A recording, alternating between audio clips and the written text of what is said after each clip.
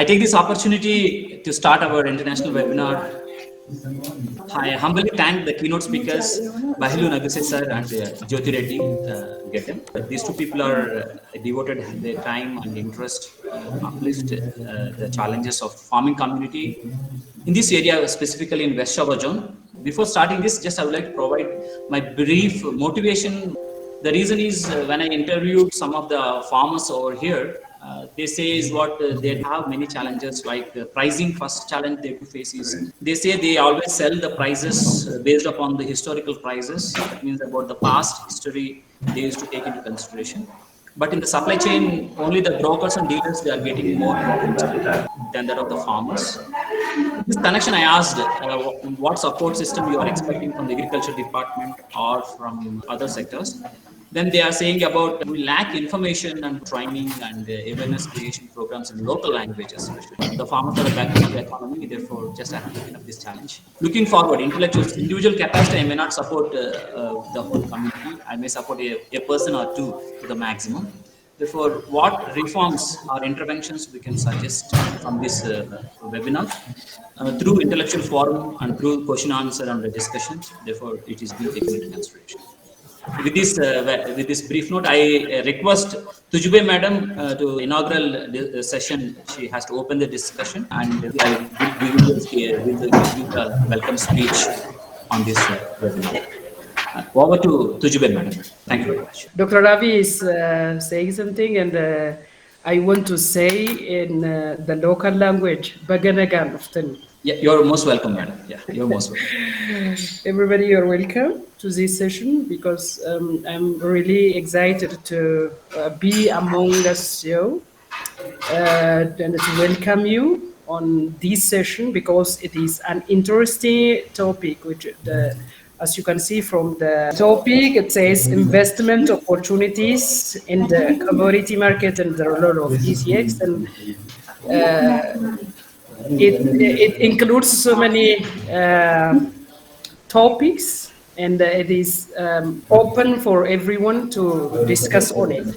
I am Tujube from Ambo University, research director of the university, and I'm pleased to get this chance, and I would like to say thank you for Dr. Ravi to invite to this session. The main objective of this session is to support the farmers. You may ask that there are no farmers among us. Yeah? Everybody are intellectuals, and some of you are in a really respected position in the country even. And you may think that, and you may be in paradox when I say the main objective of the webinar is to help or to support the farmers. But though they are not here, in every aspect, I am a teacher, and some of you are officials, and they are working there in an office.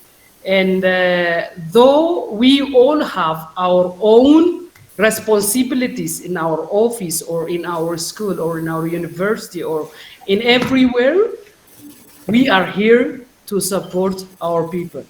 And we are here to support our country and everything. So we want to focus on investors. We want to focus investors, especially on, as it is specifically there, on commodity. Especially, we want to focus on agriculture. As you know, our university excels in agriculture, and we want to focus on that. And as I do have an information from ECX, some people are here. I'm sorry, he may introduce us all after I finished because I don't know who is there, but I do know some names which I got before. If we say in our country, uses are going here and there, and we many times we think and we speak that there is no work, there is no job, but we do have fertile land. But the main thing is who will work on that and who will give an opportunity for this youth to invest on that. That is why we are here today, to work on that and through agriculture, through investment, through investing on our land, we will achieve a lot. And if every person here successfully perform on his or her duty, hopefully we can achieve what we planned at an individual level or at an office level, but we can achieve what the country planned as Ministry of Agriculture. So I'm very much interested in the webinar, and I welcome all. So I now invite Dr. Ravi to introduce each people to each other, because we may not know each other, and we may not freely speak to each other if we don't know each other. So I kindly request Dr. Ravi to tell us who is who, and welcome everybody. Galatoma. Thank you very much, Tujbe ma'am, for your nice introductory remarks with a welcome speech. The first one is about Bahilu Negusa. Sir is a warehouse operations officer, and his introduction will be told by one of our students. And the second one is Jyoti Gaddam. She is an Indian origin and American citizen. She invested in Ethiopia in agribusiness in our Bako area. Within the Bako, the area is called as Gambella Terra. Therefore, she had faced many challenges since 2015 onwards, 6 to 7 years exposure she do have. And I requested her to express her experience, and they have invested huge money in our lands. And also this would be a landmark for our student community also. Students are always, they are looking for a government job or a business, but agriculture sector also they have to take into consideration as one of the alternatives for their livelihood. Therefore, what sort of things we can motivate, as an example, we can show to the student community to take up agriculture as one of their livelihood. I request Chaltu, she is my PG student in Gudar campus, to give a few welcome note and a brief profile of our first keynote speaker, Bahilu Negusa sir. Chaltu, over to you. First of all, I wanted to thank Dr. Ravi, and also I want to say all of you welcome to this international webinar. Let me introduce myself for you. My name is Antu Fukadu. I am a MSc student in Ambo University at Gudar campus by Department of Agribusiness and Value Chain Management. Now I am going to introduce one of the keynote speakers, Ms. Jyoti Gaddam. Ms. Jyoti Gaddam is the project head for regenerative agriculture at Neha International. First, Bahilu sir is to be addressed first, not Jyoti ma'am. Okay. Please. Sorry, sir. Say excuse. Okay, first. sorry Yeah. for. Okay, excuse me, sir. Let me introduce one of the keynote speaker, Bahilu, and sorry, Bahilu, for my mistake.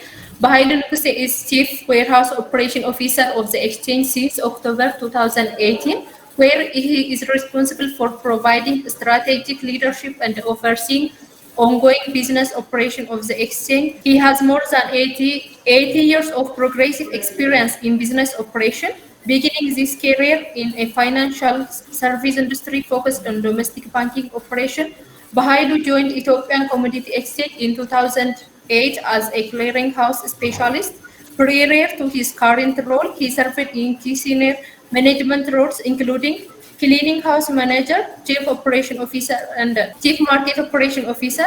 His experience spanned various digital transformation and business re-engineering, including introduction of electronic trading system, integration of settlement banks with the exchange, and introduction of electronic authentication system. It is my great privilege to welcome Mr. Bahilu to this international webinar.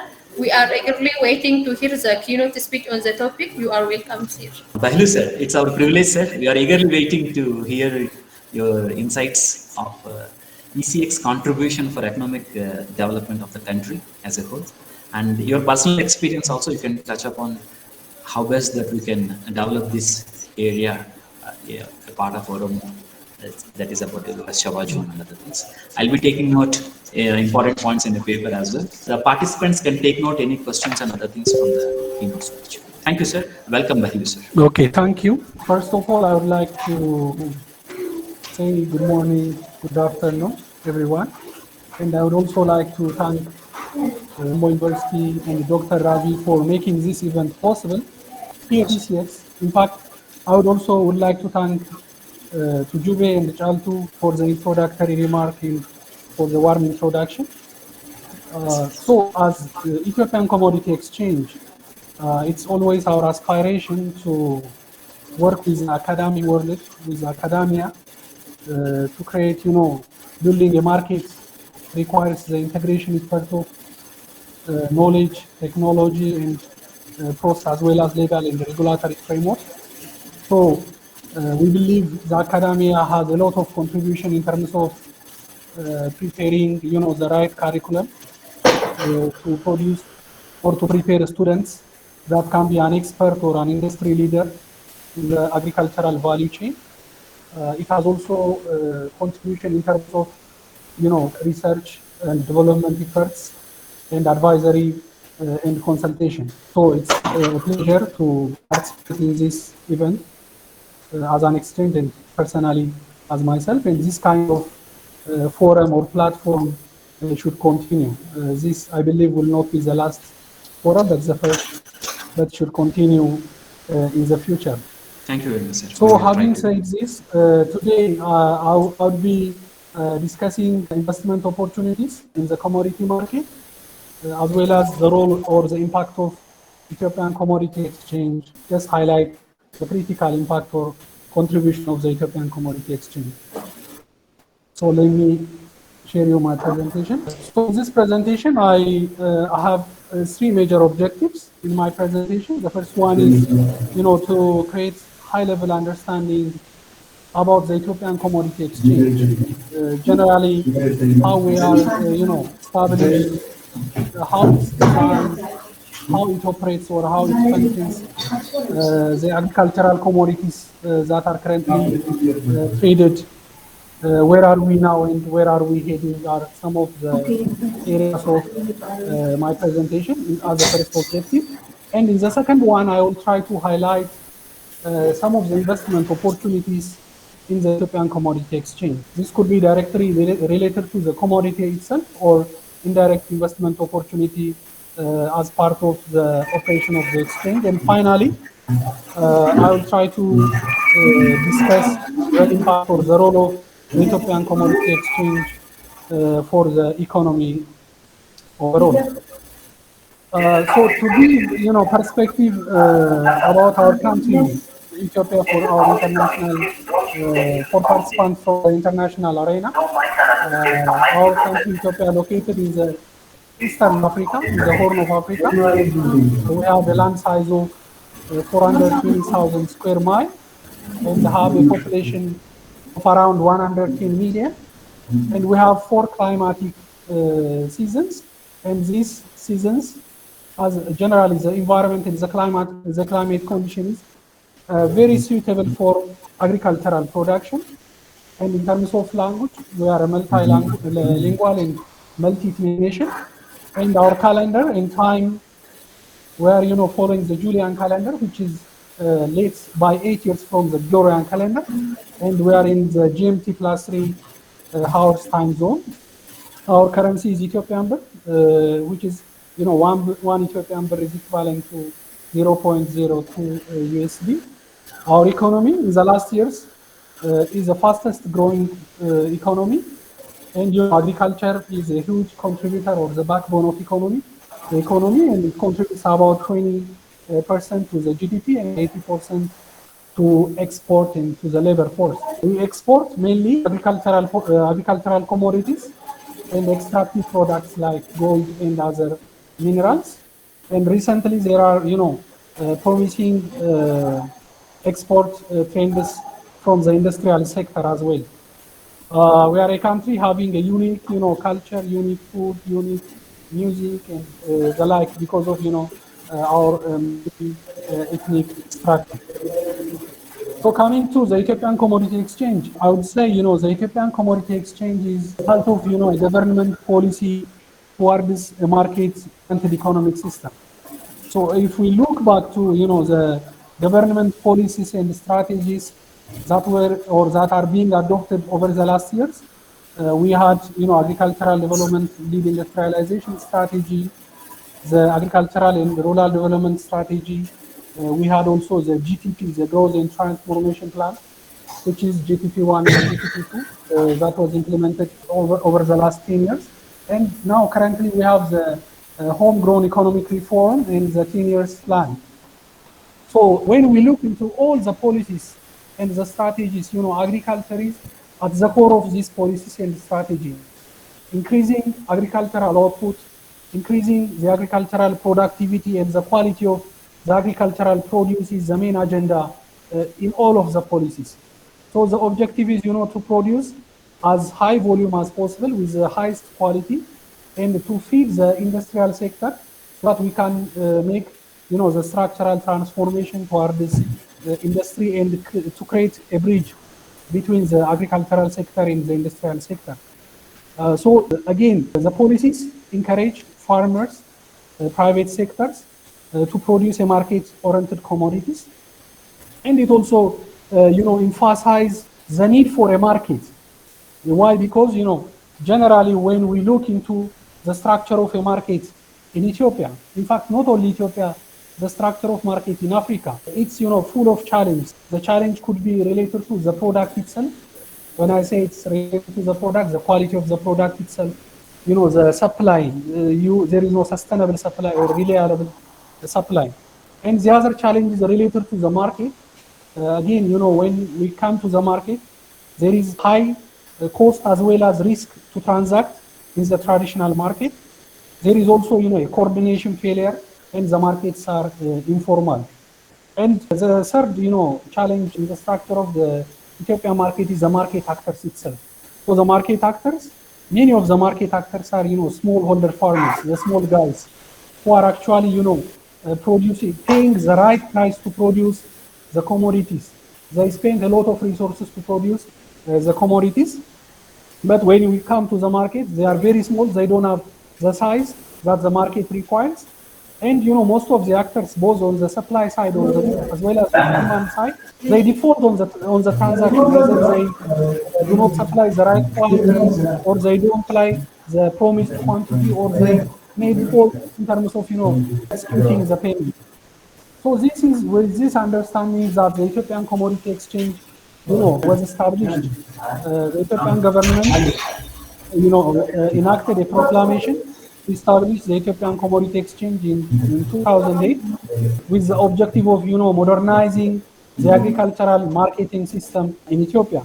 So in the proclamation, the exchange is, mandated to encourage participation of the smallholder farmers by providing market information, critical market information for them, to make an informed decision. If they have the right information about the price, they can bargain and negotiate a better price, and they can get a better benefit out of their produce. And, in the proclamation, we are also mandated to create a modern, orderly, and coordinated market. So that's it. And, when we talk about ECX, generally it's a market infrastructure that brings multiple buyers and sellers to trade contracts. And these contracts are, linked to the actual commodity contracts. And there is, a rule set by the exchange, that's the rule of the game, that needs to be complied by all actors. So what makes, the exchange or the market different from the traditional market is it's modern in terms of, implementing ICT, modern technology, to facilitate the end-to-end activity of the trading. And it's backed by rules and regulation that everyone has to, every participant in the market has to be, comply. So it was established by Proclamation 554/2007. And, there is also another institution that's established by 551/2007, just next to the Ethiopian Commodity Exchange. A regulator, which is called the Ethiopian Commodity Exchange, was established. So coming to the design of the exchange, unlike many advanced exchanges in the world, the Ethiopian Commodity Exchange can be considered as a unique design in that it tries to, integrate the key institutions that's required to provide a full-fledged commodity market. So in the design, we take into consideration the context of the country, the level of development of the country, the market participant, the level of technological advancement in the country at the time. So basically, the critical design components are, when we look into the market, many developed markets are futures market, but when it comes to Ethiopia, we are basically doing a spot market. But there is always an aspiration to move toward this futures or a derivative market. But as of now, we are doing a spot market. It's a cash or a physical market. So the transactions are executed immediately for cash and commodity settlement.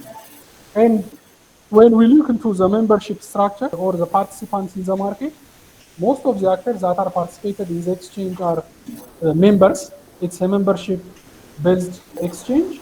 We do have types of members: intermediary member and trading members. These are, the intermediary are the one who can trade for others as well as for themselves.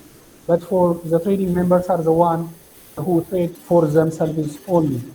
But again, because we are unique, we have another category, we have created another category for the market participants to participate directly to the market without having a membership seat.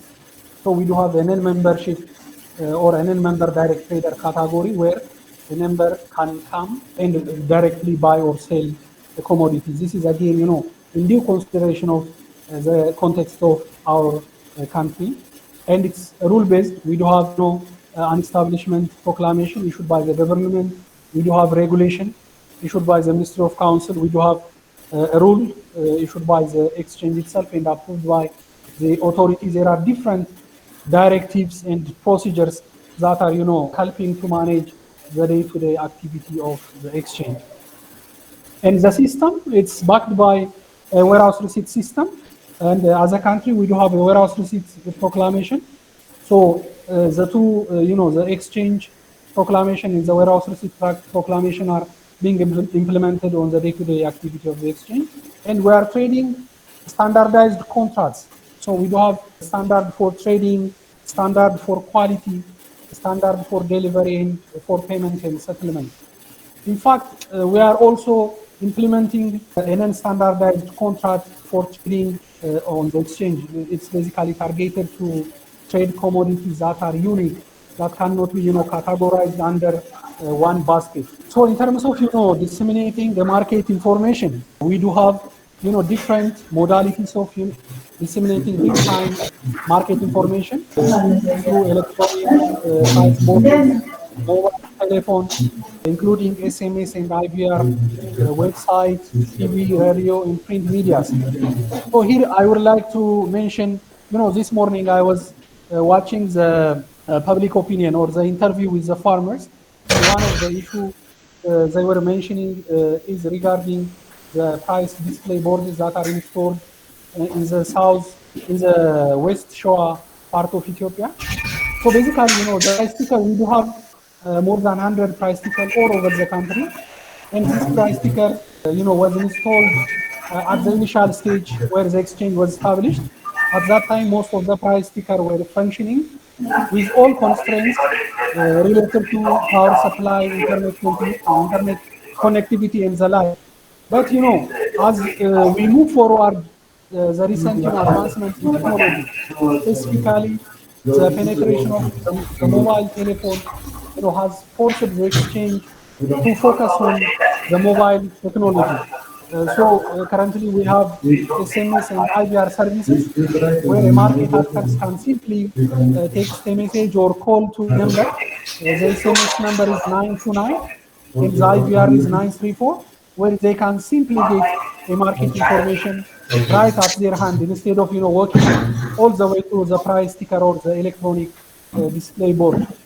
So I want to clear this because there were concerns from Dr. Aman and Mr. Zodo and other farmers in the interview with the farmers. So coming to the clearing and settlement part, as part of the design, the exchange has its own clearing house.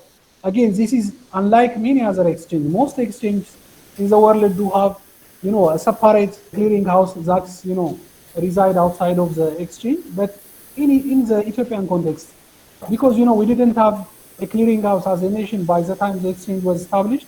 We have designed or we have instituted our own clearinghouse internally, and it's settling transaction on T+1 basis. So anyone who sells its transaction today gets its money tomorrow morning. And the very interesting fact here is the clearinghouse has never defaulted over the last 30 years of its operation. And there is a market surveillance activity as part of the overall design. This is responsible to monitor the activity of the market to ensure that every market actor is acting with the full intent of integration, and there is no manipulation in the trading activity. And there is finally a compliance monitoring system where market actors, whenever they violate the rules of the exchange, will be investigated and will be held accountable. We do have a committee called a Business Conduct Committee that's organized or composed from market actors as well as the exchange, and they review cases and decide as appropriate. So can you hear me? Yes, sir. We can hear you, sir. You spoke about T+1 settlement, and also you're saying about business conduct committee you have to stop the manipulation and other things. Yeah, I'm following, sir. Okay. Sure, sir. Okay, good. Thanks, Nadia. Good. So let me continue. So in this slide, I will discuss a little bit about the market ecosystem. As I mentioned earlier, we didn't have, all the institutions required to run a full-fledged commodity exchange. So we were supposed to bring all the institutions required to deliver the functions of the exchange. So at the apex or at the highest level, we do have a policy and strategy that is coming from the ministry. We are reporting to Ministry of Trade and Regional Integration in the new structure. We do have an exchange authority that's issuing law, regulation, and approving directive prepared or submitted by the exchange. There is a National Exchange Actor Association. That's an association responsible to educate its market actors and make sure that they are complying to the rules of the game or the rules of the exchange, and they are functioning with the highest level of integrity. And there are in fact exchange members. We do have exchange members and non-members traders. And in the clearing and settlement part, again, we have the exchange warehouses that are located all over the country. They are doing the function of issuing grade certification and issuing warehouse receipts. And we have a clearing banks under the clearing house that's doing the cash settlement part of the transaction. We have the trading system, the market information system, and the arbitration and tribunal system. So when you look into the design, if some of the institutions like the clearinghouse, if the clearinghouse and the warehouse were available in our context in the environment, in the operating environment, most exchanges are focusing their core operation or on their core business, that's trading. But since we do not have all these institutions, we have bring all the key institutions and integrate into one system or one umbrella and created an ecosystem to deliver the service. So the next part is how it works. This is the exchange operation. It involves 5 critical business operations. The warehouse operation, that's doing activities related to receiving commodities, weighing and maintaining the quality of the product, related to management of the inventories. And the quality operation is issuing the grade and the certification for the product and assuring the quality of the product are maintained as it is during storage at the exchange warehouse. The trading operation is the core or the heart of the exchange operation, where many actors come in contact with to execute their transaction. Buyers come to buy on the exchange trade platform, and sellers come to sell their produce. And the clearing and settlement, it's doing the cash settlement and the commodity settlement of transaction with the partner banks and the central depository of the exchange. And the market information dissemination system or the market information operation is responsible to disseminate real-time and historical market information for market actors and policy makers and for research institutions. So how does it work? Just to discuss briefly, we are, in the agricultural value chain, we are in the middle of the value chain. We do have sellers having their produce, their agricultural product, and we do have buyers that are coming to the exchange with their cash. So we have, as an ECX, the clearinghouse, which is called the Central Counterparty Risk Taker, the CCP, and the clearinghouse brings the buyers and the sellers by, taking the buyer's balance from the banks and taking the seller's balance from the central depository.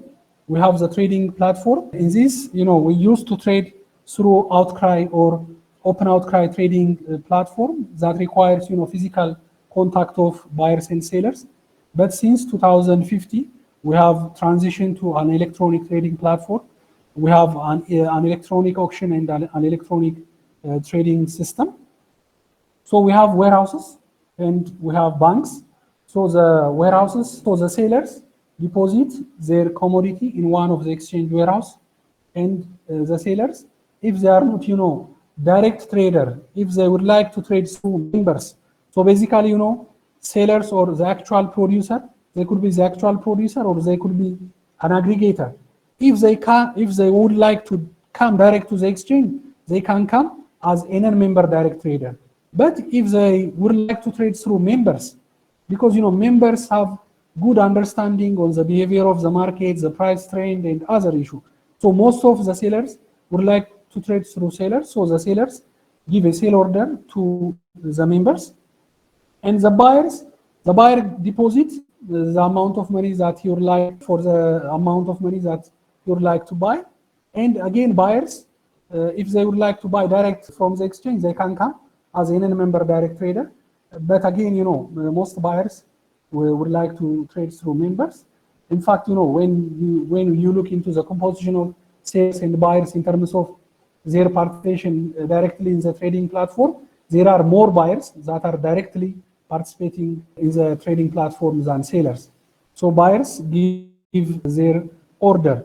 So, the warehouses and the banks are integrated with the exchange clearinghouse. So the warehouses provide a report or warehouse receipt to the clearinghouse, and the banks give a pre-trade balance, and the exchange clearinghouse issue a report on the amount of commodities that are available for trading and on the amount of cash balance that are available for buying activity.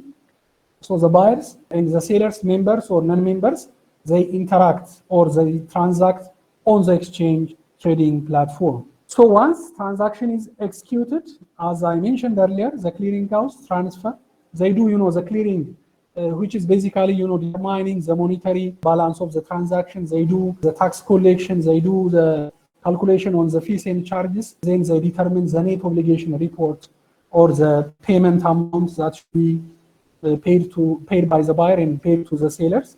And they do the money transfer through the settlement banks and the commodity transfer through the warehouses. As I mentioned, we do have a market data. As the market, happens, we disseminate real-time market information for the market actors to transact. We do a market surveillance to enact, the integrity of the market, to avoid or to minimize any kind of manipulations that could happen in the market. So, everything as it works is regulated by the exchange. The exchange is a self-regulated institution, and there is also a second regulator that I mentioned earlier, the Ethiopian Commodity Exchange Authority. So coming to the list of commodities that are currently traded on the exchange, we have currently more than 15 agricultural commodities that are listed and traded on the exchange trading platform. We do have different kinds. It includes oilseeds, bean, pulses, and recently we have also introduced, spices, many different spices. There's also, an aspiration to introduce as many agricultural commodities as possible, and to go beyond agricultural commodities and introduce industrial products as well and extractive products as well. So we have been operating over the last 30 years. So where are we now? So currently we have 6 electronic trading centers.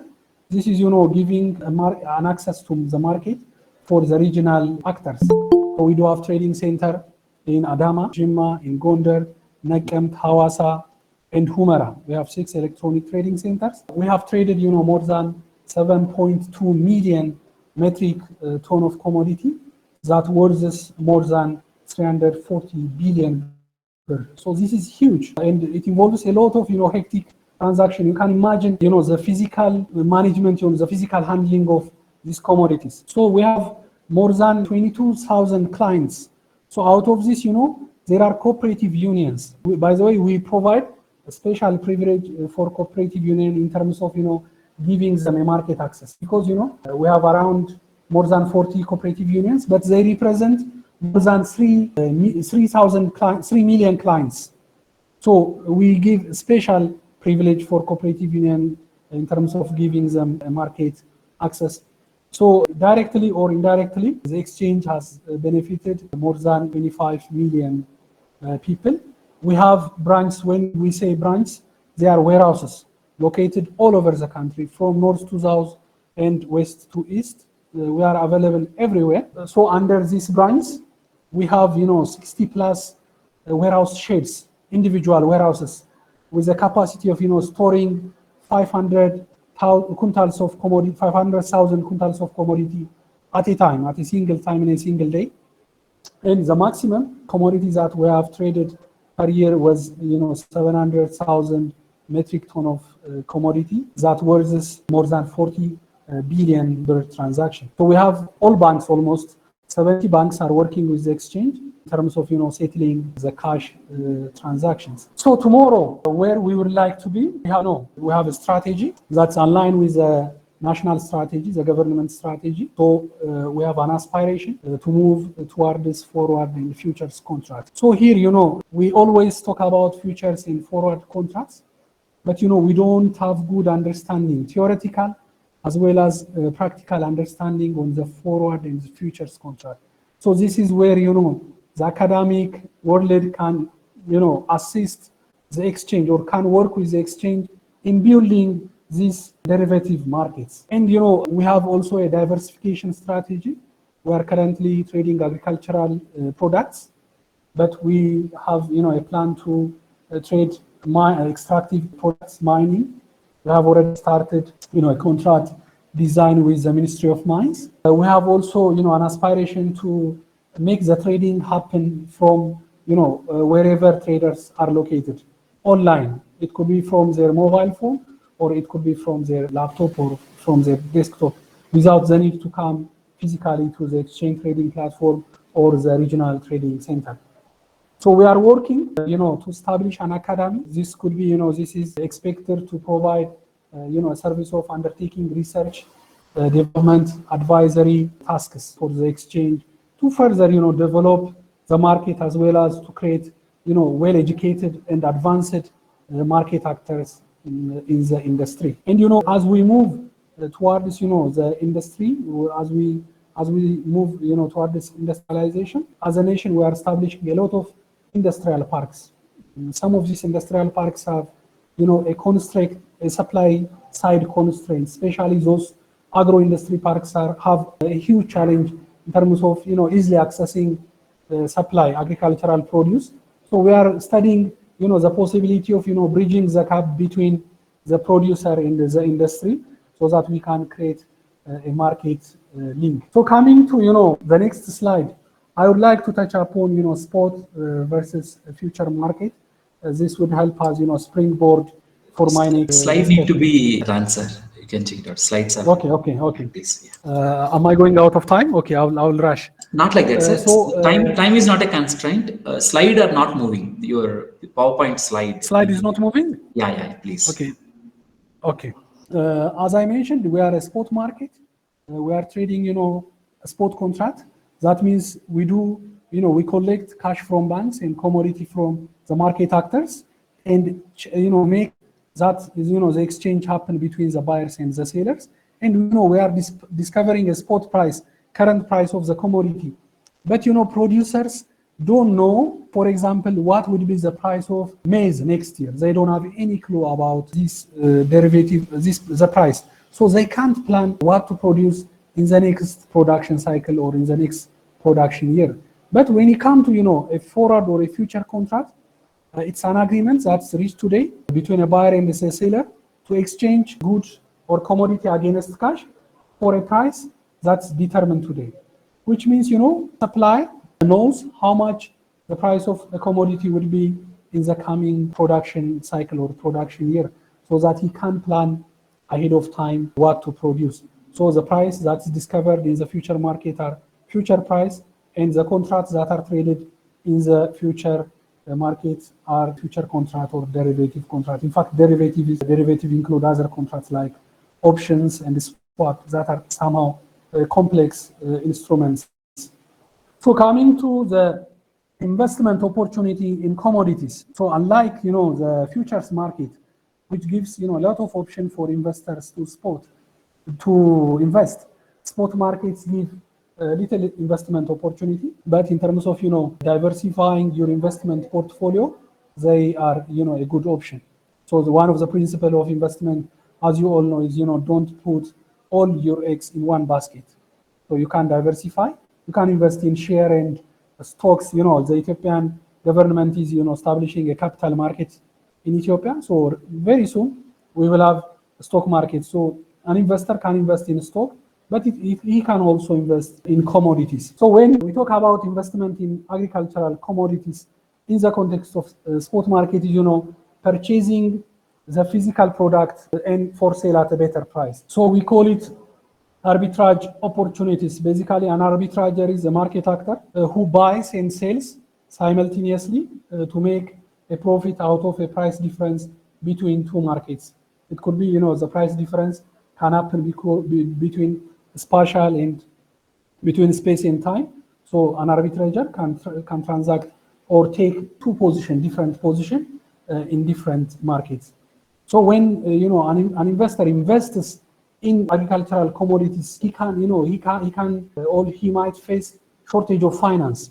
But as an exchange, when you have a commodity and deposit in our warehouse, we have a mechanism for you to give you access to finance against the warehouse receipt. We have designed a system called the warehouse receipt system with the financiers, with the financial institution.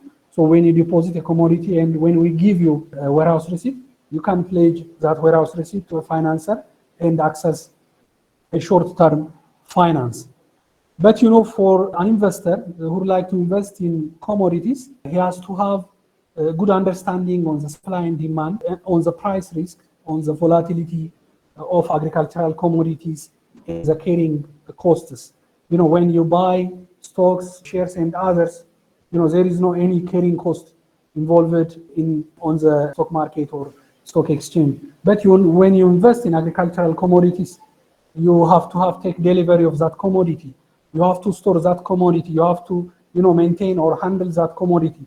And this is particularly difficult for an individual investor. So an investor has to be very cautious during its investment. But investment in commodities provide protection against inflation, and generally there are studies that indicate investment in commodities have a better return as compared relative to equities, because the price volatility of agricultural commodities are directly related to supply and demand. But when it comes to equities, there are a lot of variables that could affect the price movement. So coming to the previous investment on commodities are related to the one that you can directly invest in commodities.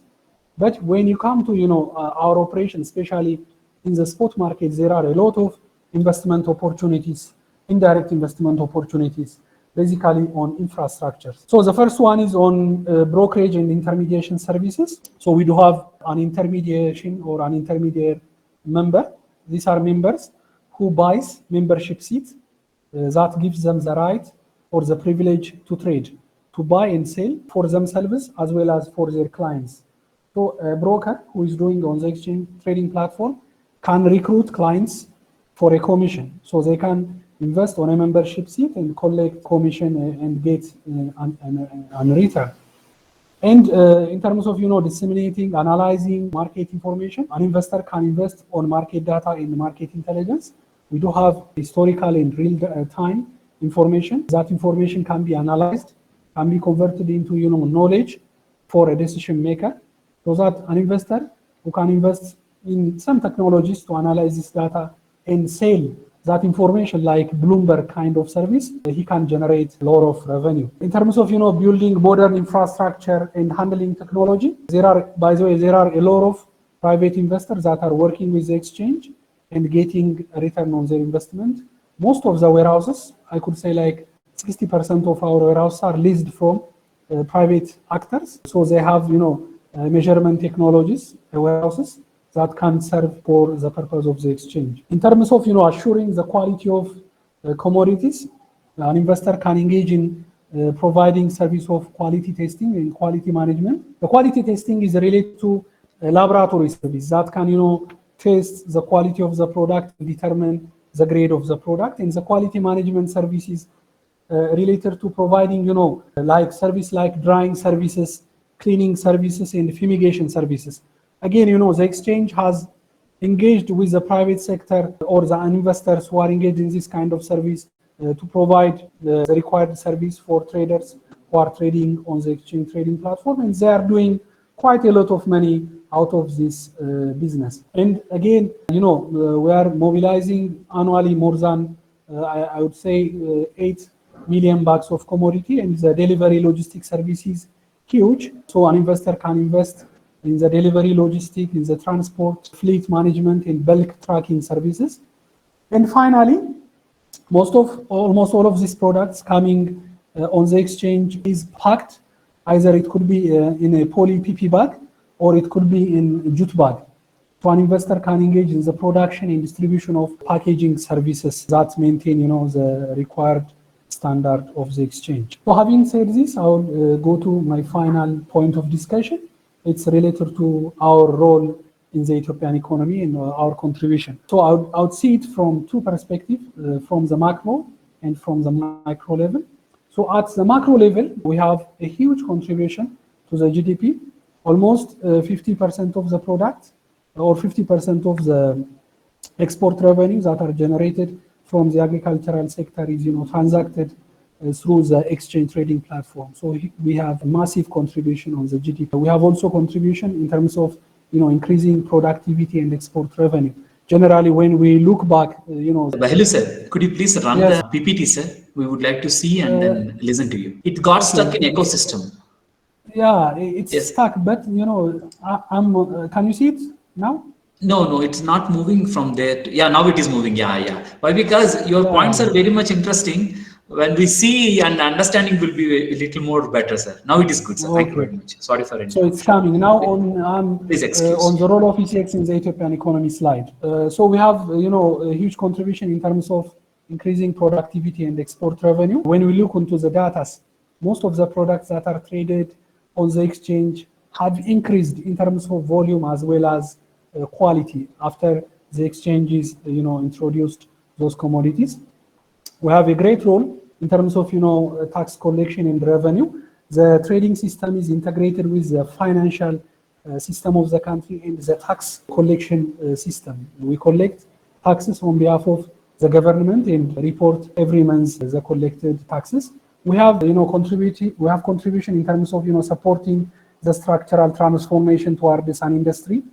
We have recently, introduced a special window for agro processors to buy soya bean, who are, crushing and producing oil and soya cake, to buy this commodity in a huge volume from the exchange. And we will continue to do that so that we can support the transformation towards the industry, to the industrial sector. And finally, we have contribution in terms of job creation in the commodity sector. This could be, direct contribution in terms of bringing many market actors to the trading platform, in terms of, creating informal jobs that are not directly related to the exchange, but that support the exchange activity. And we have also contribution in terms of, urbanization. In most of the warehouses where we have created a delivery center, there are, activities that are coming following, the footstep of the exchange. So I'm going to the next slide. Is it coming now? So finally, at the micro level, we have the role of, trade facilitation in terms of, aggregating huge volume of commodity to our warehouses. When the buyers want to buy, for example, a container of commodity, if there is no, an institution like ECX that can do the aggregation activity, it could be, impossible or virtually impossible for the buyer to go into every farmer or every traditional market to collect the size of one container of commodity. And in terms of, bringing market actors, we have brought all the market actors along the value chain in a single platform so that, we can discover the real price of the commodity. So in terms of, increasing producer share of final price, there was a study that was conducted like 5 or 6 years ago. In fact, this is another area that, the academia can engage and, analyze the data and determine how much a farmer is getting out of the final price of the commodity. So that study that was conducted like 5 or 6 years ago indicated that, producers before the introduction of ECX was getting like 38 to 40% of the final price of their produce. But after the introduction of ECX, just because, the farmers, the suppliers has good information about price of the commodity and they negotiate a better price, their share has increased to 60 to 65%. But this needs the validation and another research.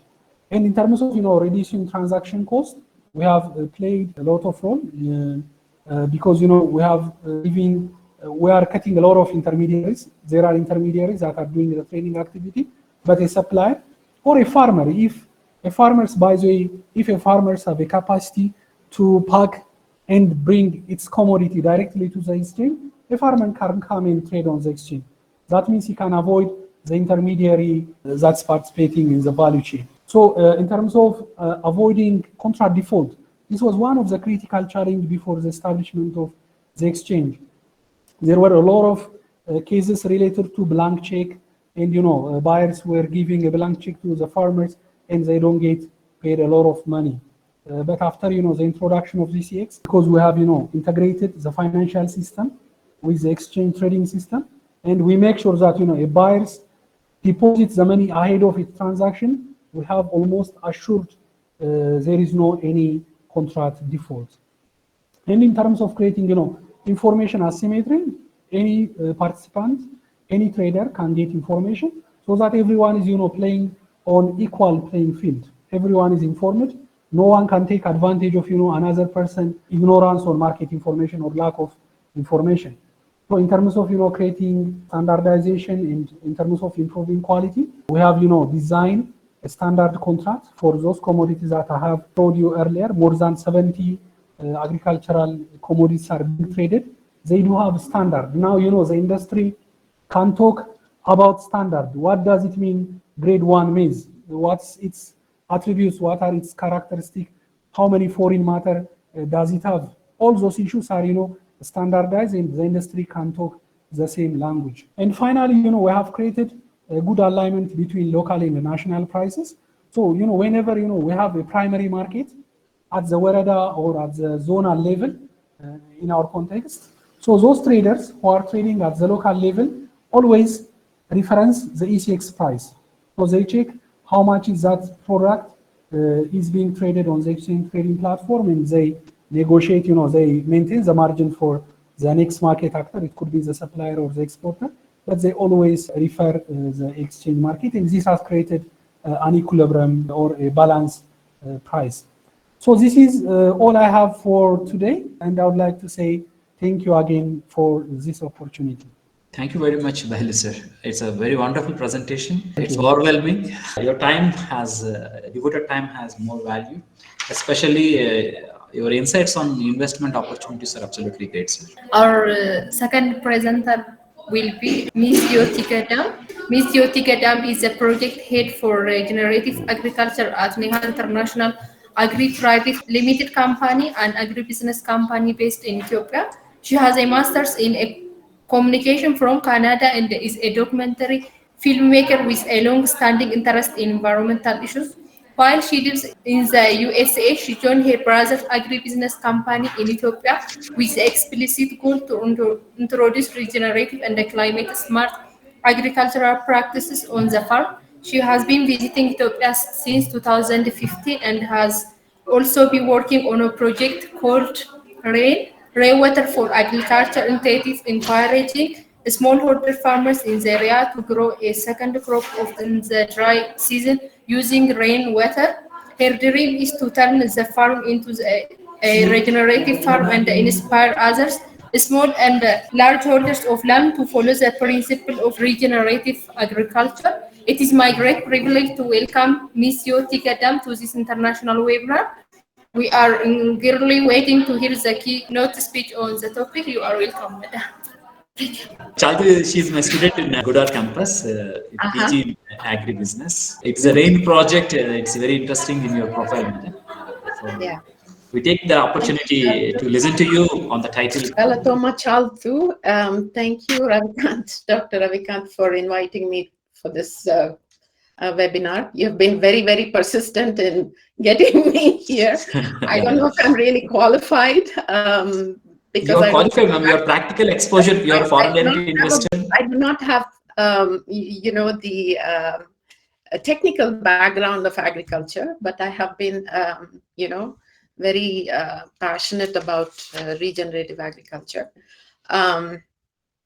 So Dr. Ravikant and I come from the same part of the world, and we share a common interest in academics.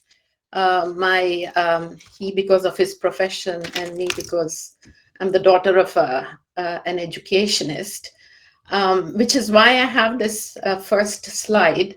Fine. Yeah.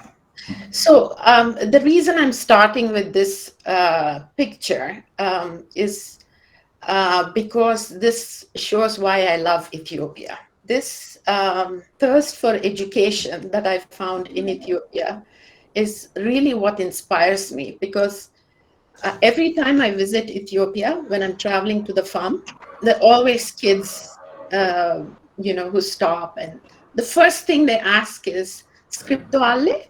And they are so thrilled when you give them a pencil, and that completely blows me away.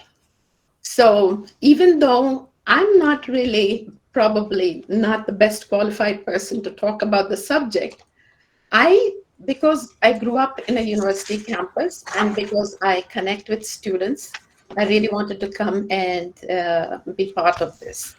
So I'm going to share just a few thoughts and experiences of my involvement in agriculture and my observations from Ethiopia, India, and the US.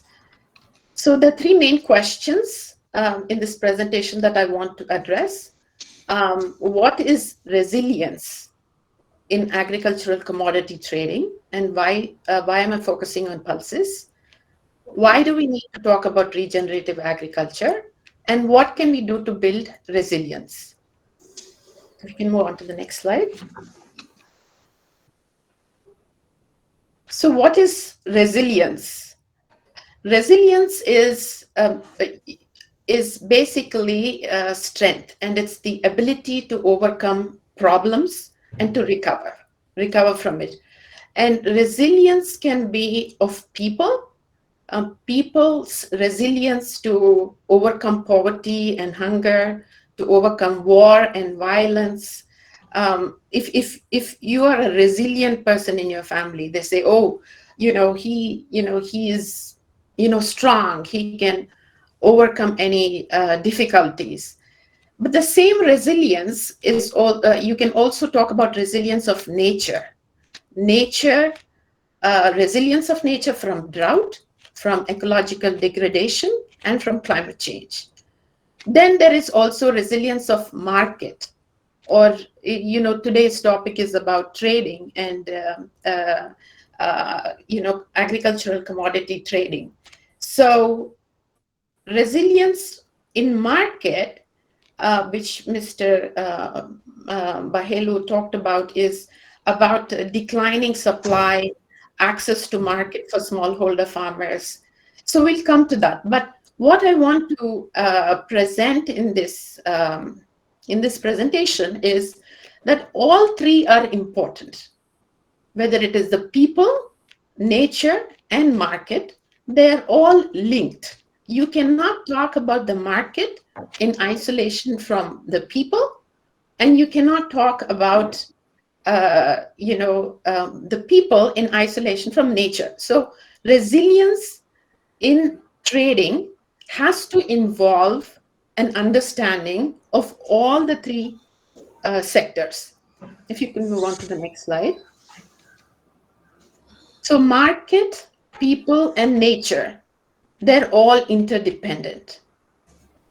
You cannot talk just about the problems in nature, problems in the market, without talking about these other two major, inputs. And one of the major advocates of this sort of thinking is an environmental activist in India called Vandana Shewar. She's a prolific writer, a very popular speaker, and an activist who has taken on a lot of big actors in the world. So in her definition, what she distinguishes nature's economy from a market economy. And I know this talk is probably a little bit different from what you might expect in an economics class, but it is important for students of economy or economics or finance to understand that money does not come out of nothing. It comes out of, especially in agriculture, it comes from nature. There are people involved in agriculture, but nature is giving you something for which there has to be a value. So what she talks about is that in a nature's economy, the currency is not money, it is life. So what she says that there is a contradiction.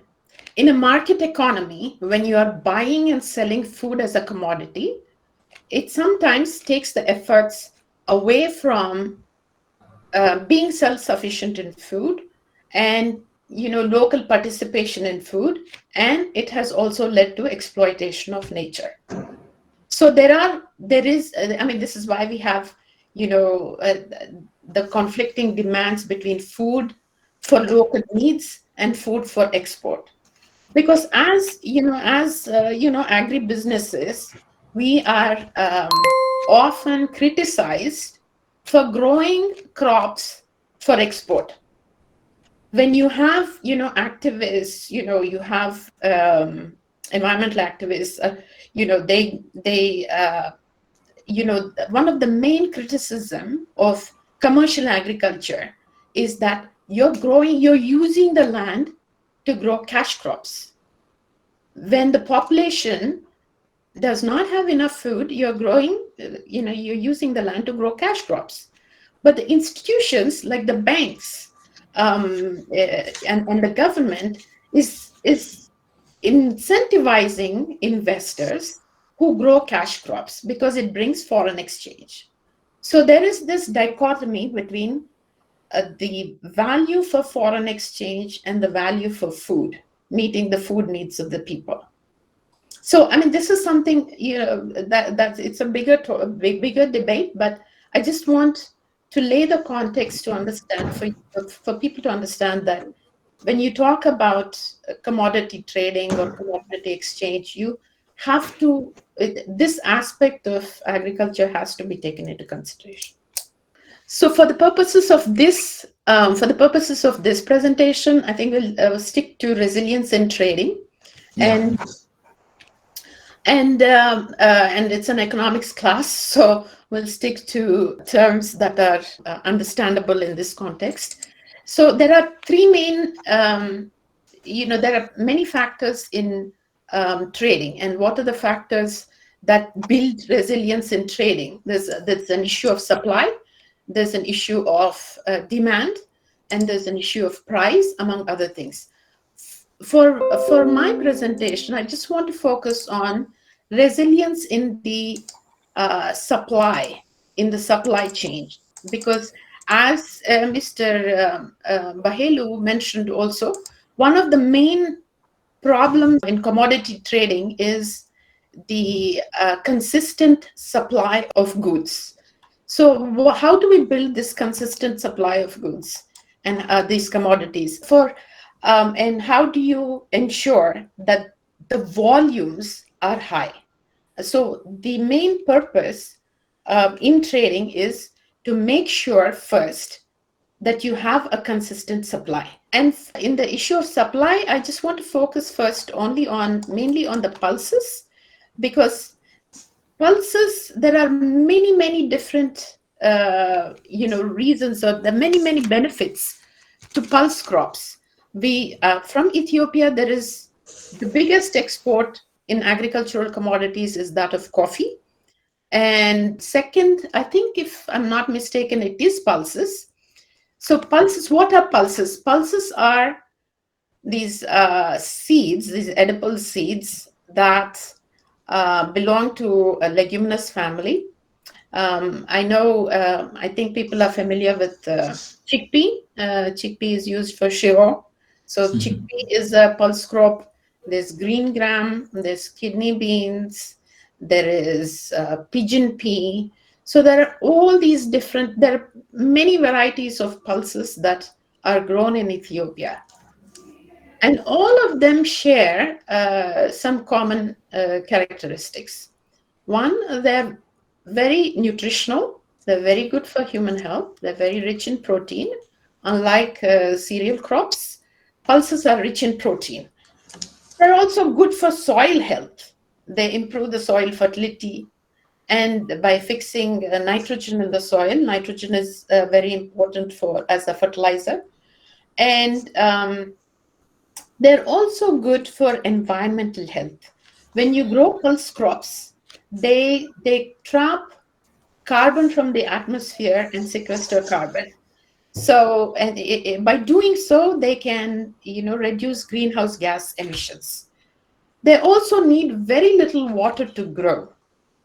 So when you grow crops, one of the major, considerations you have is, do you have sufficient water? And crops like maize do need a lot of water. But pulse crops don't need much water. So that's a huge advantage. They're also very fast growing. So for all these reasons, if we want to improve trade, pulses are a very good commodity to focus on. So going on to who are the major, pulse producers globally.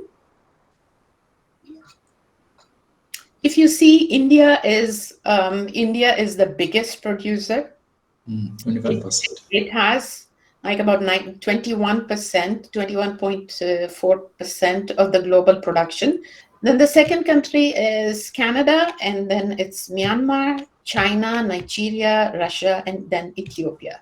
So you can see Ethiopia is among the top 10, and it shares 3.34% of the global, pulse production. But my contention is that if you look then at the amount of area that in Ethiopia that is used for pulse crop production, it's about 1.5 million hectares of land is currently being used for pulse production. And if you compare that with the cereal crops, it's 10 million hectares of land. And then if you compare the exports in comparison to coffee, the value of dollar is, I think in 2016, $248 million worth of pulses were exported. I need to check with Mr. Bailo if these statistics are right. So I want to just address why is it that Ethiopia, even though it has the potential, is not, one of the leading producers of pulses, one of the leading exporters of pulses, because the land is fertile. I mean, like Mr. Bahilo was saying, and like Ethiopia has very fertile land, and there are many parts of Ethiopia that have access to water, and pulses are easy to grow. So why is it that we cannot make Ethiopia one of the topmost exporters of pulses and, one of the highest producers of pulses? It is possible.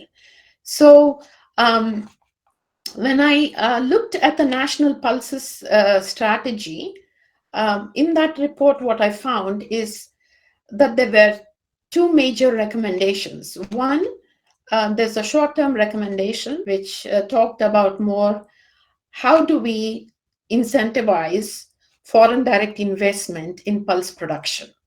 Because there's an expertise in India, because there's an expertise in China, they specified how, because there's a high demand there and expertise there, how can we bring foreign direct investment in pulse production? And the second, I think, major recommendation was a more long-term one, but how do we educate domestic farmers, and how do we, in pulse production, and how do we develop, fertilizer guidelines, and how do we increase the number of pulse crops, the varieties in ESEX? I think there are only a few types of pulses which are now being traded. So how do we increase the, range or the variety of pulses in the trading? But in these strategies, what I found was that there are two that are missing, which are very, very, very critical in my, humble opinion.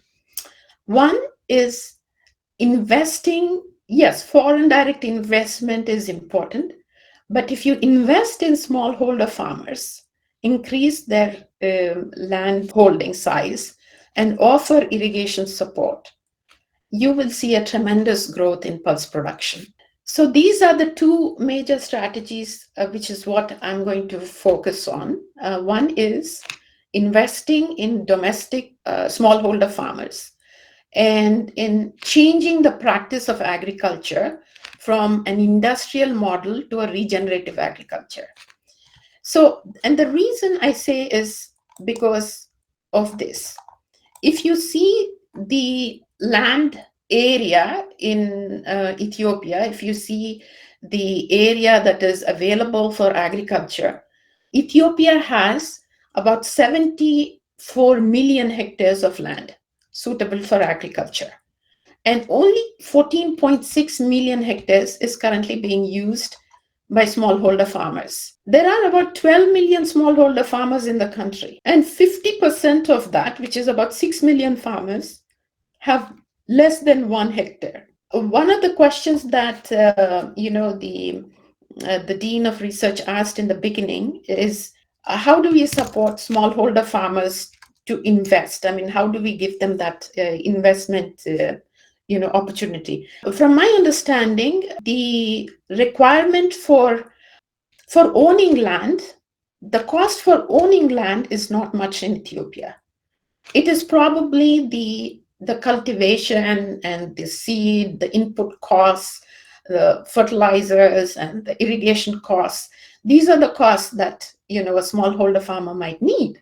But this is worth an investment because there is a huge amount of land, arable land available in Ethiopia. Smallholder farmers are hardworking and can produce amazing results.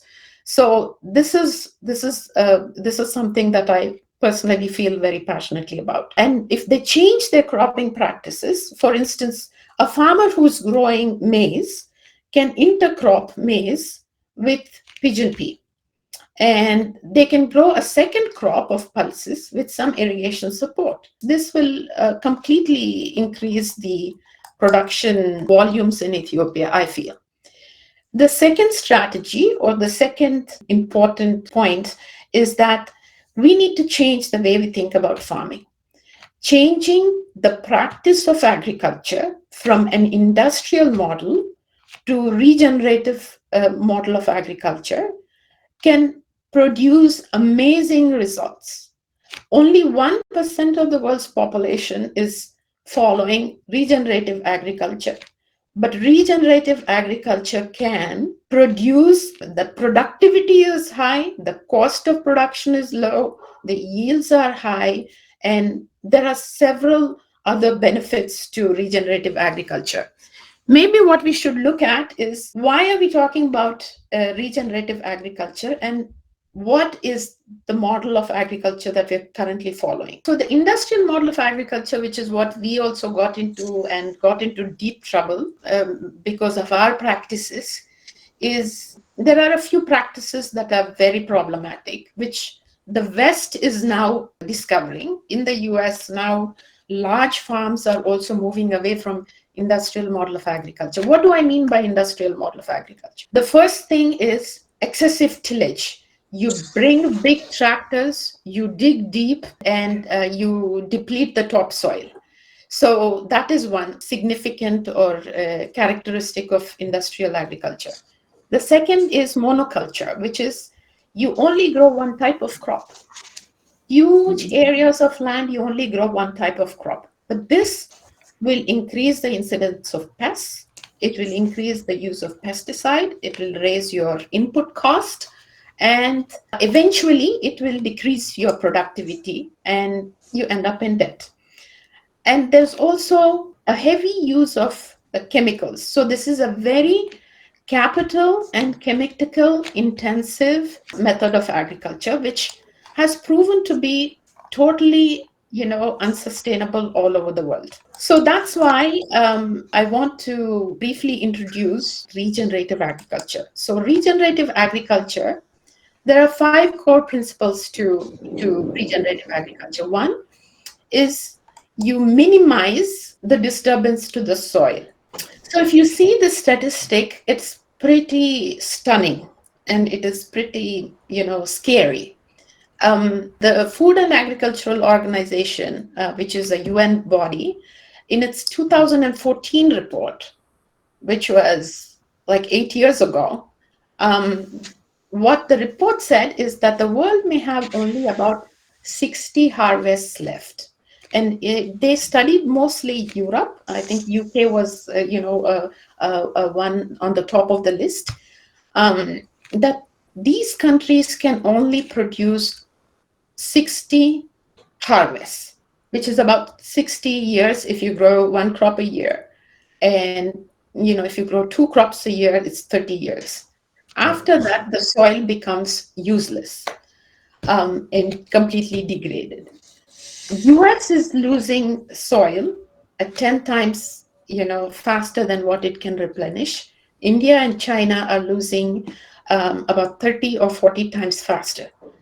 That's you're losing soil. And degraded soils will not, produce the yields that you want. Regenerative agriculture says is you minimize the disturbance to the soil. The second principle is that you should never leave the land bare. Most farmers, what they practice is they plant a crop, they harvest, and then they leave the land fallow until the next season. But when you leave the land fallow, it's the life inside the soil dies. So regenerative agriculture main principle is you should always keep the land covered. So the soil is like the skin of the earth. It needs protection. So you should always keep it covered with a cover crop. There should always be a root inside the soil. It will provide the food for microorganisms, which essentially gather the nutrients for the plants. So this is a huge major principle for regenerative agriculture. So, and the third principle is that farms should be diverse. You should plant diverse crops. You should not have monocultures for many reasons again, because if one crop fails, you have another crop. And if there's a pest attack. So the fourth principle is, reducing or eliminating agrochemicals of all kinds. So mainly there are about 3 major types of chemicals that are used in agriculture. One, you have herbicides to get rid of weeds. And now in the US, there are lots of, cases against Roundup, which is being used very liberally in Ethiopia. There are many cases. People have won a huge amount of money because farmers who used Roundup ended up having cancer. And if you can see the statistics, the global use of Roundup, it has, as the increase of usage of Roundup increased, you see an increase in the cancer rates. So Roundup has chemicals which have proven to have a carcinogenic effect. When you spray Roundup on a field, it seeps into the soil, it goes into the water, it goes into the food that we eat. And in India, we had something called the Green Revolution in the 1960s. Yeah, sure. This was mainly in a state called Punjab, and that was, where the Green Revolution, it was the hotbed for Green Revolution. And today, if you see in Punjab, from Punjab to Delhi, which is the capital of the country, there is something called cancer trains. Train loads of people with cancer. Every family in Punjab has at least one person who is afflicted with cancer. So there is a very strong correlation between the usage of weedicides, usage of fertilizers, and also pesticides. So the practice of regenerative agriculture avoids the use of agri-chemicals. So if you are doing diverse crops, you don't need pesticides. You can reduce the use of pesticides. If you plant cover crops control weeds, so you can reduce the use of herbicides. So this is why regenerative agriculture becomes important, not just for improving productivity, which is what we care about in the market, but we also care about people. Market is also for people, right? And this is one of the main reasons why I got involved in agriculture. Is on our farm, we try to reduce the use of chemicals. Good. Another thing which actually really motivated me to make sure that we don't repeat the same mistakes we made in India or in the US is ultimately the farmer who works so hard to produce the crops.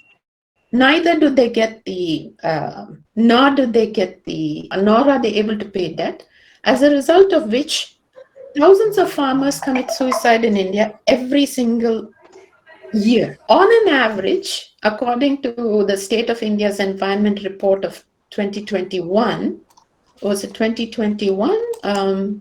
About 28 farmers die every single day in India. Farmers and farm laborers. And a major cause is crop failure, disease, lack of water, inability to pay their debt, because the cost of input has been going up. The cost of fertilizer, earlier they used 1 quintal per hectare, now they use 2 quintals, they use 3 quintals. And the government has played a part into this by subsidizing these chemicals. When you subsidize, farmers think, okay, this is coming at half the price, but I'll still use double the dose. Yeah, they use more. They use more. Yeah. They use more.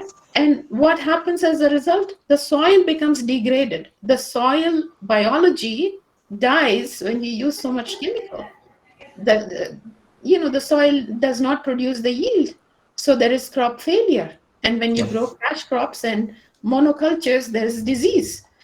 So all these result in death and disease, and we don't want that to happen in Ethiopia or anywhere in Africa or in any country of the world. So again, what I really want to get back to is that when we talk about resilience, it is interdependent. And when we talk about investment, we have to talk about investments that promotes resilience and promotes regenerative agriculture. So there are 10 million hectares of land where we're producing cereal crops, and only 1.5 million for pulse crops. If all the farms or farmers who are growing cereal crops also grow pulse crops as crop rotation, immediately that 10 million hectares of land becomes available for pulse crops. Can you imagine how much the production will increase if the only thing that the farmers do is to grow a second crop of pulses? And the main investment that farmers need for this would be only seed, because this crop does not need fertilizers, it does not need much water, and if you grow, it can grow on residual moisture. So this is a big number to remember. You can immediately make 10 million hectares of land available for pulse production with little or no effort. So I'm coming to more or less the end. If you look at what can we do now, there are many things that we can do now that don't involve, a lot of research, don't involve a lot of time, don't involve, a huge amount of money either. And these steps, I've divided into, different institutions, international organizations, government organizations, banks, private investors, and, smallholder farmers. If you look at the international organizations, for instance, you have the World Food Program, you have USAID. Mainly every year, Ethiopia has, a challenge with the drought and, millions of people suffering from starvation. In all these years that I remember hearing about Ethiopia, even when I was in school, is, there is drought. Food aid has become, a band-aid. It is a temporary fix, which has been permanently institutionalized and this is not really helping Ethiopia or any other country that is getting food aid. You have to address the basic causes. You have to address the, basic reasons why there is drought, how we can support small farmers instead of spending. Food aid is mainly for American farmers. This is a subsidy. This is, farmers in the US, are growing corn and they have excess. They have nowhere to sell this. So they sell this to international, through USAID, they are getting, the money for it. But is a cereal crop, is it, nutritious? Does it have to be transported thousands of miles? And apparently the shipping industry is also has a vested interest in this. They want the business. They want to transport food, and they, they care about that business. So it is in the interest of the US. It is in the interest of the aid agencies. And you have the World Food Program. And who is running this World Food Program? You have, highly paid Americans who come there to help with, distribution of food. A fraction of that money can be spent to support small farmers in the country. And they can very well, I am 100% confident that they can produce enough food to feed the people of Ethiopia. And there are parts of Ethiopia which have enough rain and can produce 3 crops in a year. This kind of dependency is not required. And there are other organizations called ICRISAT, which primarily focus on research. And one thing that ICRISAT can do is to collaborate with farmers, with large farms, to grow seed for small farmers. And this is one collaboration that I'm very proud of. We did with ICRISAT. In 2018, I think, about 300 farmers got the seed, pigeon pea seed, and they became, self-sufficient in food. So imagine if this was institutionalized, if this became not a one-off event, but this became a policy of ICRISAT, and they, promoted this seed production and were able to provide this to small farmers. That would, produce amazing results. Ministry of Agriculture. So there are no policies that promote soil health and diversity. How much land have you cultivated? It is not how you've cultivated, what have you done to the soil. So soil health should be an important measurement. Crop rotation should be an important incentive. In the US now, Biden administration is, they have incentivized farmers to grow cover crops. Then when you come to Ethiopian Investment Commission, when we get licenses for business licenses as agribusinesses, you are categorized, you're given just one category. You can produce, cereals, or you can produce pulses, or you can produce oilseed crops. And there are some categories which have all 3, but you have to really fight tooth and nail. If you say, I'm going to produce pulses, So we got a license as a rice farm. So we had no clue whether this land could produce rice or whether we want to grow pulses. But we got the license, because we are from India, the land was waterlogged. Everybody thought, it was black cotton soil. So they thought rice would be great, but initially it didn't do well. And when we wanted to do crop rotation and grow pulse crops, I mean, it is a huge task to get, the license changed. So there has to be this kind of understanding, even in the Ethiopian Investment Commission, that diversity is, important. You have to be more flexible in agriculture. And this can promote also regenerative agriculture. So, and Development Bank of Ethiopia, the banking sector, when we got the a loan from a private bank in Ethiopia, which we got a very small loan, the first thing that the banker said is, why are you, in agriculture? Agriculture is a failing prospect. So Development Bank of Ethiopia should have a different policy. I mean, they should incentivize agriculture, agribusinesses, and they should incentivize farms that contribute to food security and, reduce dependence on foreign currency. And so basically, I mean, I just want to conclude by saying that insecurity is, a predominant indicator of poverty. And poverty is a breeding ground for instability. This is, Jeffrey Sachs, an American economist who I'm quoting, but if you see in Ethiopia now, in the rural areas, there's a lot of instability. And if the youth in the rural areas had access to employment, had access to land, could,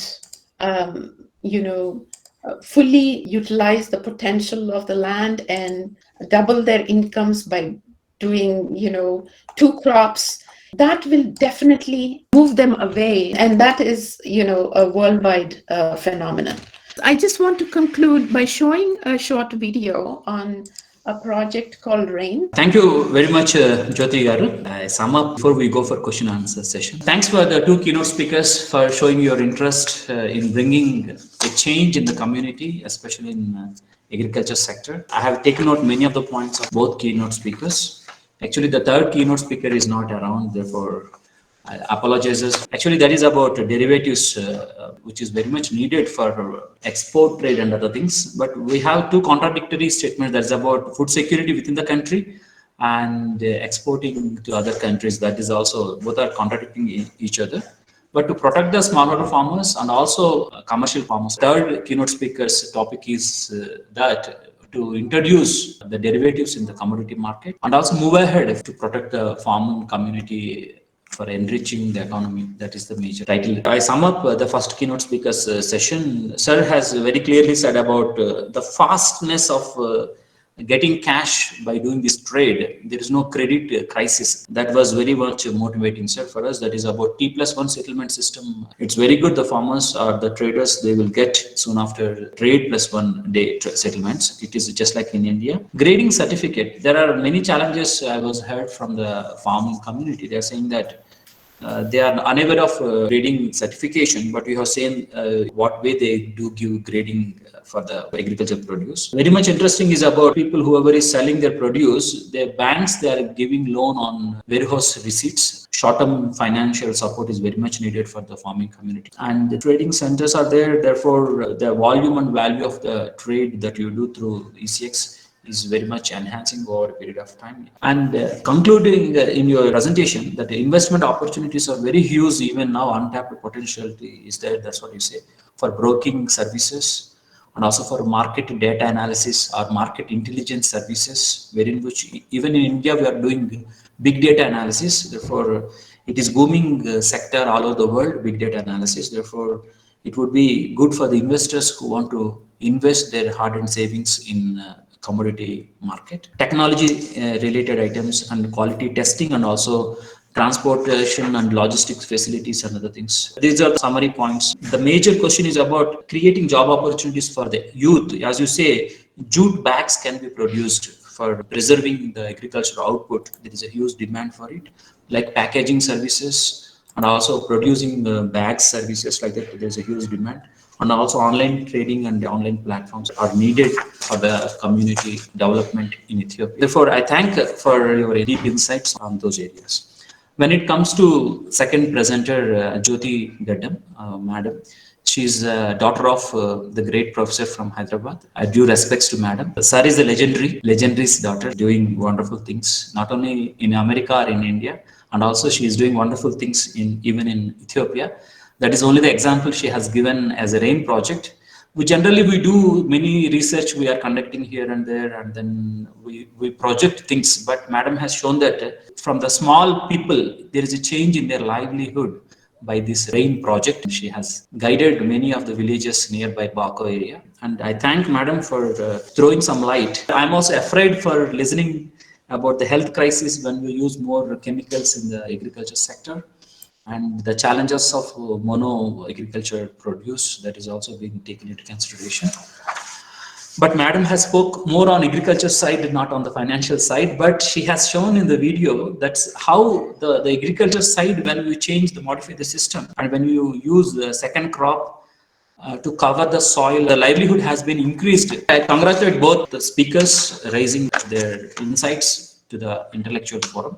Now the session is open for question answers. Intellectuals, please raise your questions to the keynote speakers. Thank you, sir. In fact, I would like to request and apologize for being late to join very early. It's okay, sir. I really would like to thank those professionals who have shed light on the issues of Ethiopian community market and Ethiopian community market development. Really thank you for your willingness and contribution.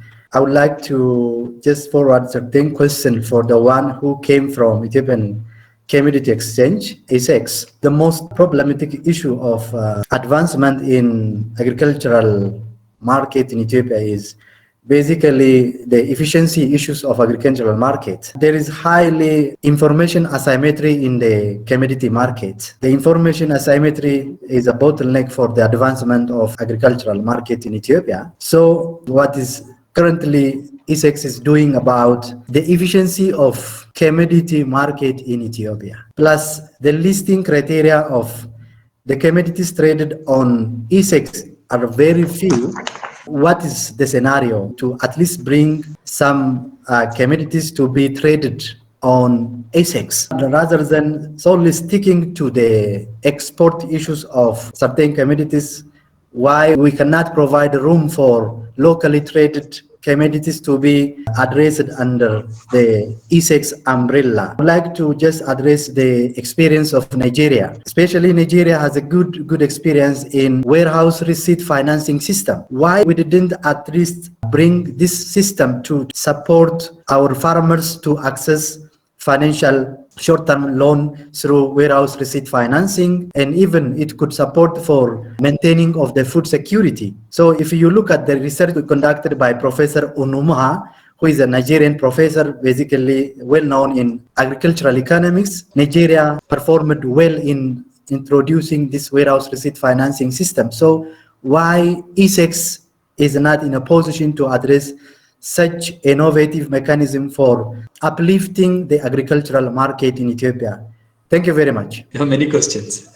Any other question, or Bahilu sir will answer, then we'll move on to another question. Bahilu sir, Dr. Tashimedullah sir has raised listing norms regarding why only few commodities are being listed. Can we liberalize? And also infrastructure challenges, how best that we can, down the line, if you see for the 5 to 10 years, investment by the ECX to enhance the infrastructure challenge. And warehouse receipt financing, there are some challenges. Banks are not accept. And what way ECX can play a role in mitigating the challenges? Maybe to add some points for Dr. Bahilu, accessing especially public warehouse in Ethiopia under umbrella of ECX, and even the private warehouse access is not that much up to expected. Why we don't have a policy package for supporting such facilities is not that much complex and not difficult, at least to access a standardized warehouse at the private level and at the public level to at least smoothen out the agricultural market in Ethiopia. So what is really the policy platform for supporting such issues? Thank you. Okay, first I would like to thank Dr. Tashoma for your reflection and questions. Very interesting questions, by the way. I will start with the last one. Okay. In terms of, encouraging private investors to, to engage in construction of modern and standardized warehouses. Even the government of Ethiopia has, by the way, has an incentive scheme for investors that are, engaging in this venture. And even it is, open for foreign direct investment as a joint venture with an Ethiopian company. But, the major concern, I think, from the investor side is, it's not, your return on this kind of investment is not, obtained in the short run. There are a lot of investment opportunity where you can obtain your return in a very short period of time, at least in the context of our country. If you engage in an import and export business, you can easily generate huge revenue. That's why Ministry of Trade, in collaboration with IFC, has, studied this area, even set up a minimum standard for warehouses for agricultural commodities, and approve a policy for foreign investors to engage in this area. I believe there are huge warehouses in the very near future that will be constructed by foreigners and Ethiopians. Not only, by the way, in terms of constructing warehouses, even providing grading and certification services open for foreign direct investment. In my opinion, it's a matter of time. By the way, we have studied many of the warehouses across the country, except few warehouses that are, constructed by the government. Many of the private warehouses are not up to standard. Even some of them are not, up to the minimum standard. But we have to run the business with what we have and do some of the issues or the constraints along the way. And now the private sector, in some areas, the private sector is involved in constructing warehouses, not only constructing warehouses, even, installing this measuring equipment like weighbridges and others. So we are closely working with the private sector to address the issue. So in terms of, questions related to efficiency and information asymmetry, again, these are critical areas, especially the efficiency. There are efficiencies that are directly related with the operation of the exchange. In that aspect, there are a lot of technologies that are being implemented to speed up the operation. In a way, we can easily accept commodities that are coming to the exchange, and we can easily determine the grade, and we do the trading very efficiently, and so that we can finally deliver the commodity to the buyer. But when we talk about efficiency, we are talking about the value chain efficiency. There are a lot of factors involved along the way, from the farmers all the way to the international markets. But internally, we have implemented a lot of technology, but that's not still something that we should do a lot. Again, there are a lot of experiences globally to facilitate the service of warehousing, trading, and certification services. In terms of information asymmetry, by the way, I was discussing in my presentation about information symmetry and what we have been doing as an exchange. But I think there are a lot of gaps from my understanding from the interview with the farmers and from the public opinion gathered by Dr. Ravi. I learned that there are a lot of awareness gaps that we should fill. Because, as an exchange, we have implemented a lot of channels or mechanisms to disseminate market information, so that every market actor can, play on the same playfield, can have the same information, so that they can make an informed decision. But from the exchange side, we have a day-to-day information dissemination mechanisms via FM radios, local as well as countrywide radios. We have a mechanism to disseminate information through SMS. Anyone who would like to get information from our short message service can call to 929, and anyone who would like to get an information in the form of text can text to 934, so that any information regarding the price of commodities can be easily obtained from this platform. The concern from the farmers was regarding the price display board that was installed in the Western Shua part of the country. By the way, it's not in only Western Shua. All of the price stickers that are installed all over the country are not functioning almost. Because, we have implemented this technology 10 years back, and, it was, phased out immediately. So we move toward this mobile technology instead of maintaining those price sticker, price display boards, because the mobile technology is much more efficient, much more easy for the farmers even. Almost these days, everyone has access to mobile technology. If they don't have smartphone, they can simply text short message and they can obtain price information. But from our side, there has to be a lot of awareness and capacity building effort that needs to be done by the exchange. In terms of listing the criteria, but sure. basically we have listed so far we have listed about 17 commodities. Okay. This includes 17 Okay. commodities. Okay. So just to name very few, we have the major ones: coffee, as Doctor mentioned, coffee, Yeah, sure. sesame, white pea beans, red kidney bean, green mung bean, soya bean, chick bean, Niger seed, white pigeon bean, speckled bean, pinto are there. And from spices, we do have fenugreek, black pepper, coriander, black bean are included. So we have around 17 commodities. But the challenge is it's only a few of the commodities that are actively traded on the exchange trading platform. So we are doing a lot of marketing, a lot of business development effort to attract these commodities from the traditional market to the formal market. Where the challenge being there are a lot of illicit activity in the informal market, but when it comes to the exchange, everything is regulated. It's backed by rules, regulation, and there are a lot of requirements to get into the exchange. We are doing a lot of reforms to attract more commodities to the exchange. By the way, we are not limited only to agricultural commodities. We are studying even industrial products like cement, which has a very serious marketing challenge, like sugar and cotton. We are also studying minerals, as I mentioned in my presentation.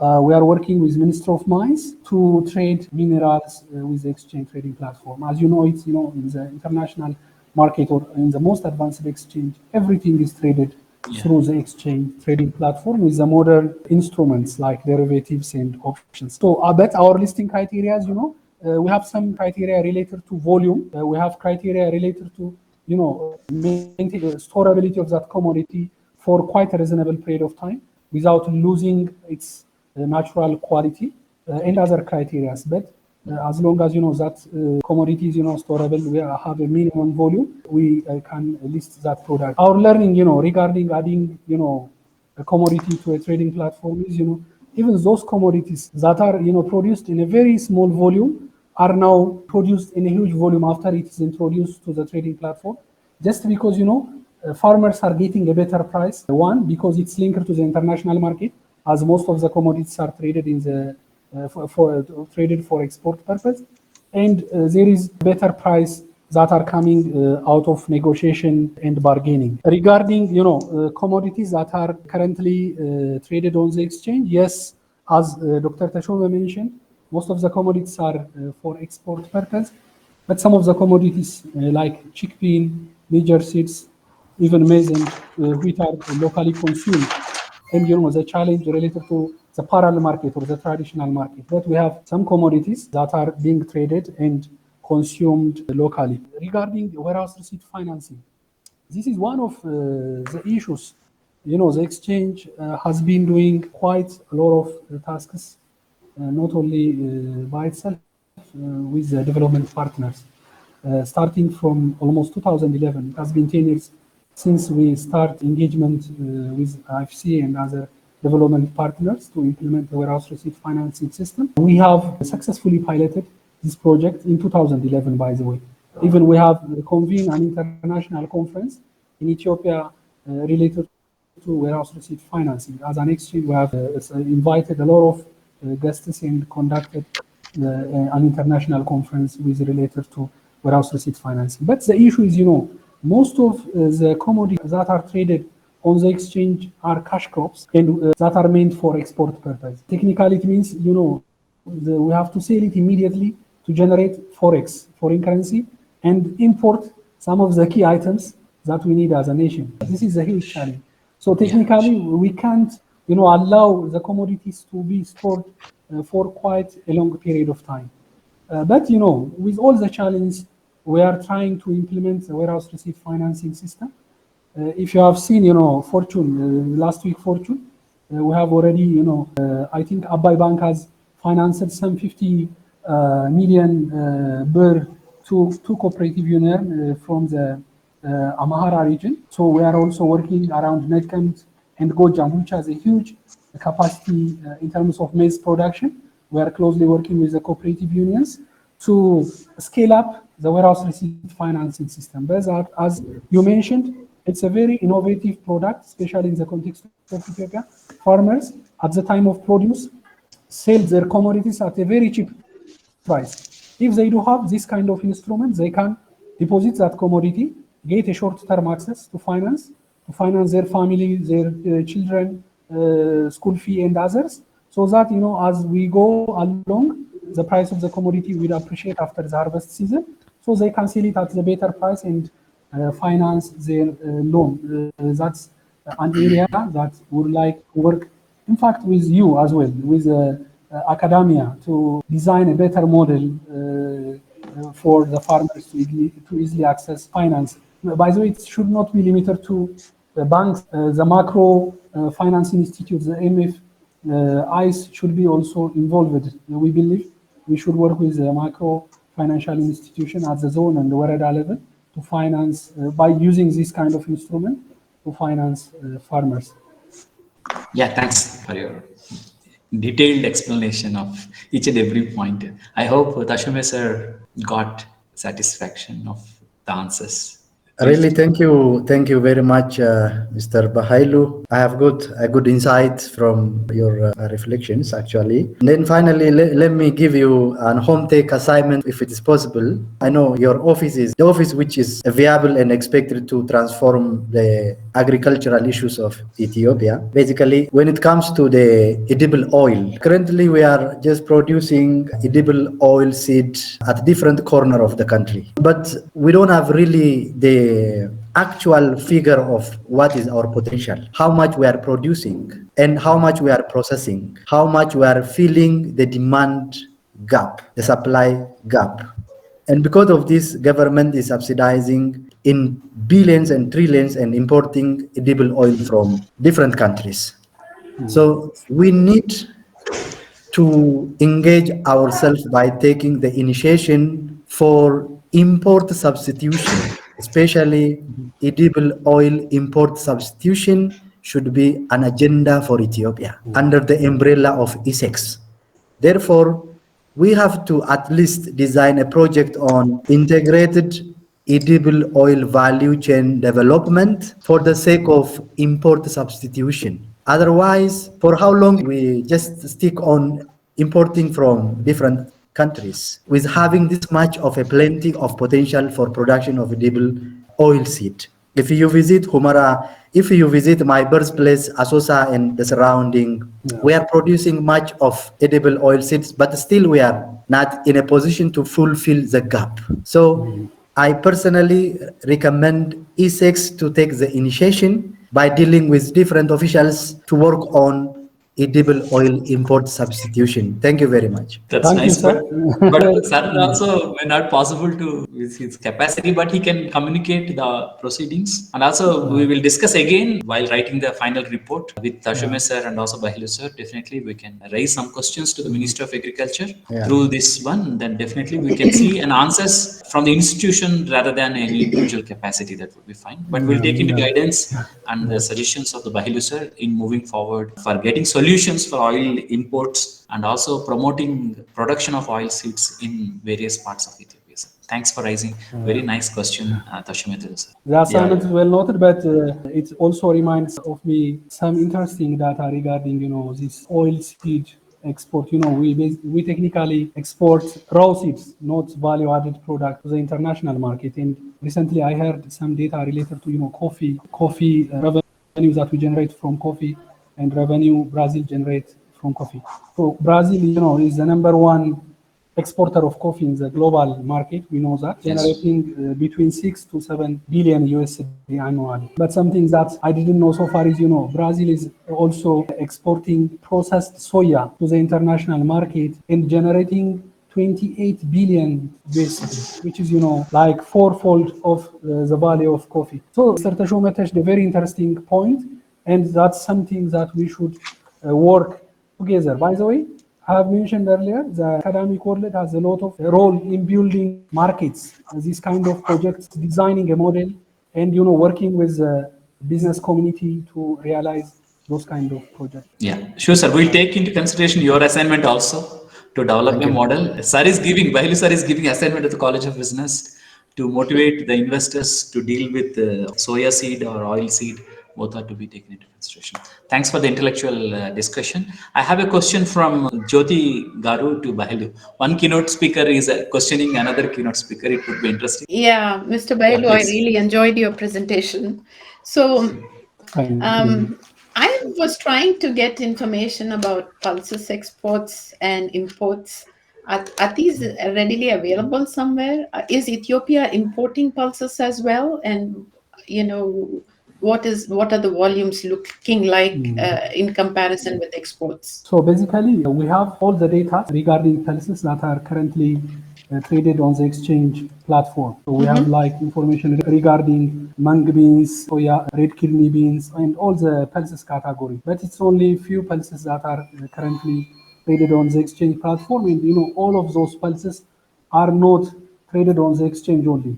It's also traded outside of the exchange. So we can give you every information available from our end. But the challenge, as a nation, one of the challenge we have is, maintaining timely and reliable data. So when you look into, pulses, the production estimates that you get from Central Statistics Authority and the export volume that you get from Ministry of Revenue or Ministry of Trade have a huge gap. We don't know where the pulses is going. There are, illegal trade, cross-border trade between Ethiopia and Kenya, and there are some reports that indicate that, Kenya is exporting huge volume of beans that are produced in Ethiopia. But we don't know, we don't account that data as it's, something that is not captured properly. But there is an association called Ethiopian Pulses and Oilseeds Processors and Exporters Association. They do have data regarding pulses, historical as well as current data. There is also data from Ministry of Revenue and Ministry of Trade.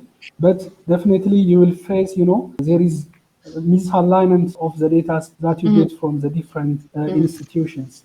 That's something that we should work as a nation, but from the exchange side, we can give you the data available from my side. Having said this, I would like also to appreciate your presentation because, I've learned a lot from your presentation. I have never come across the concept of regenerative agriculture. I think it's also a huge project, by the way. I don't know how many of our policymakers have understanding of your presentation, how the pulses have an effect on the environment, its impact. You can produce huge volume of pulses because you can produce twice or three times a year, by the way. For instance, in our platform, we receive these pulses twice, once at the bulk and at the mare season. As you mentioned, Ministry of Agriculture and other stakeholders like ATA, they have to include this as part of their grand policy. And recently, one of my friends were visiting his family in the northern Shwa part of Ethiopia, and he was telling me some, scary story. Farmers used to get fertilizers and chemicals like 10 or 50 years ago very easily at a very cheap price. But currently, it's very difficult to access fertilizer, and it's very expensive to access fertilizers. And now, their farming land is not producing nothing without fertilizer.